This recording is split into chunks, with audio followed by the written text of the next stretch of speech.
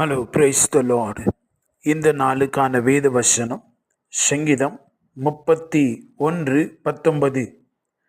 உமக்கு பயந்தவர்களுக்கும் மனுப்புத்திரருக்கு முன்பாக உம்மை நம்புகிறவர்களுக்கும் நீர் உண்டு பண்ணி வைத்திருக்கிற உம்முடைய நன்மை எவ்வளவோ பெரியதாய் இருக்கிறது.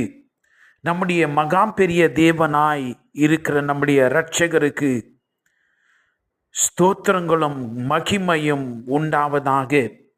அருமையான தேவனுடைய பிள்ளைகளே, இந்த வார்த்தைகளை கூர்ந்து கவனியுங்கள். இந்த வார்த்தைகளை சொல்லுகிறதை நாம் கவனிக்க வேண்டும். நமக்கு அவர் உண்டு பண்ணி வைத்திருக்கிற நன்மைகள் எவ்வளவாய் இருக்கிறது.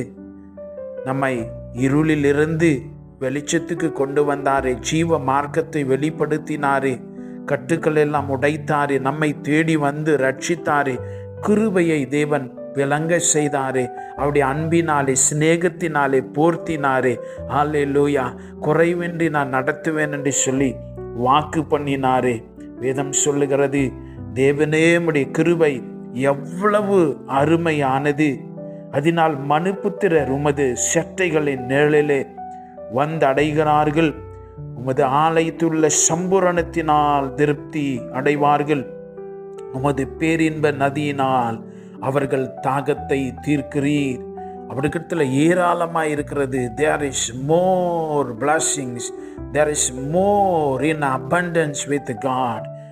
அவரிடத்தில் சம்பூரணமாய் இருக்கிறது. ஏசப்பாவிடத்தில் அதிகமாக இருக்கிறது. அருமையான தேவ பிள்ளையே, உங்கள் வாழ்க்கையில் குறைவென்று நீங்கள் நினைக்கிறீர்களா? ஆவிக்குரிய காரியமாய் இருக்கட்டும். You feel weak in your spiritual life? No, there is more power, anointing, more grace God has kept for you. தேவன் உங்களுக்கு ஆச்சரியமான தயவை கிருபைகளை வைத்திருக்கிறார். உங்களுடைய வாழ்க்கையில், உங்களுடைய பொருளாதார ரீதியில் you lack something, don't worry. Look into your spirit. Every blessing is stored. Every blessing is in a seed form in you. ஆவிக்குரிய அந்த ஆவி மனிதனில் உங்களுடைய எல்லா ஆசீர்வாதங்களும் அங்கே கொடுக்கப்பட்டிருக்கிறது. அதை தான் 1 கொரிந்தியர் 2 நாம் வாசிக்கிற பொழுது எழுதியிருக்கிறபடி, as it is written. ஏசப்பா சொன்னது தான் எழுதியிருக்கிறபடி, அதை மாற்றவே முடியாது.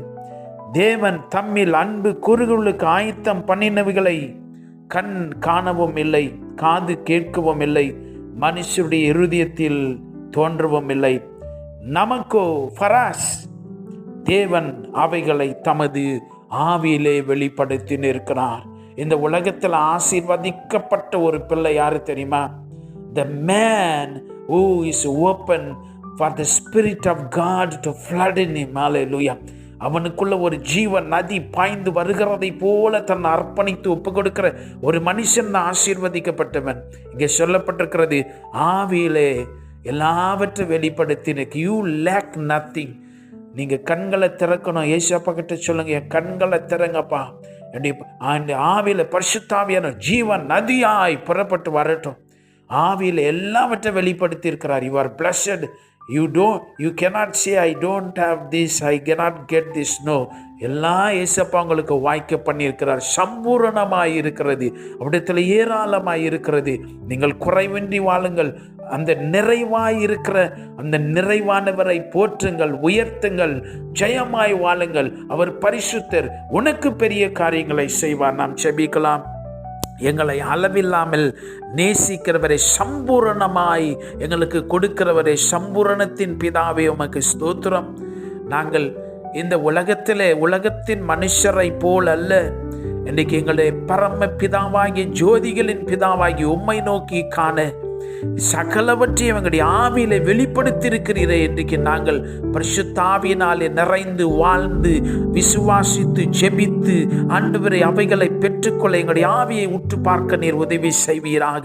பரிசுத்த ஆவியானவரே, இந்த காலையிலும் எங்களுடைய ஆவியில வந்து நீர் பலமாய் அசைவாடி அளவில்லாத அபிஷேகத்தினால நிரப்பும்.